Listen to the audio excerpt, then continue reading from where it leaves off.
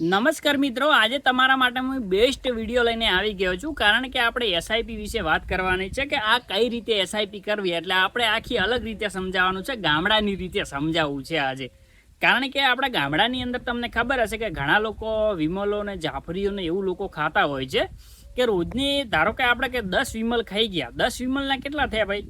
50 રૂપિયા. 50 રૂપિયા થયા. હવે એ 50 રૂપિયા તમે હવે એ વિમલ ખાવાનું બંધ કરી નાખો અને એ આપણે આજે એસબીઆઈની અંદર એસઆઈપીમાં લગાવવા છે. એટલે કારણ કે એસઆઈપીની અંદર લગાવશો એટલે હું તમને પાછળથી સમજાવું કે શું થશે. હવે એ 50 રૂપિયા રોજના તમારે 50 રૂપિયા બચી ગયા. એ 50 રૂપિયા તમે દર 30 દિવસના કેટલા થાય ભાઈ? તમે ગણી લો કે 50 ગુણ્યા 30 એટલે લગભગ 1500 રૂપિયા થાય ભાઈ. 1500 રૂપિયા થયા. એ 1500 રૂપિયા તમે દર મહિને ભાઈ એસઆઈપીની અંદર લગાવો. હવે એ એસઆઈપીની અંદર તમે લગભગ 10 વર્ષ સુધી લગાવશો. એ 10 વર્ષ પછી ભાઈ તમારું કુલ એ ટોટલ કેટલું થાય ખબર છે? હવે એ 1500 ગુણ્યા 120 મહિના, 10 વર્ષના 120 મહિના થાય. એની અંદર તમે એ નાખી દો એટલે તમારે કેટલા થશે ખબર? 1,80,000 રૂપિયા થાય. 1,80,000 રૂપિયા થયા.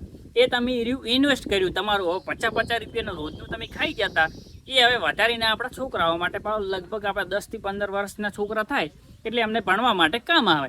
એ હવે તમે 50 જે તમારે રોકાણ તમે હવે તમારા બચાયા હતા એ 1500 રૂપિયા તમે એની અંદર એસઆઈપીની અંદર લગાયા. એ તમારે 1,80,000 થયા તમારે 120 મહિનાના. એ તમે 1,80,000 થયા ને એ તમને 10 વર્ષ પછી ભાઈ જો 12% તમને રિટર્ન આપશે. 12% રિટર્ન આપશે એટલે તમને કેટલા મળશે? 3.5 લાખ રૂપિયા મળશે. 3.5 લાખ રૂપિયા.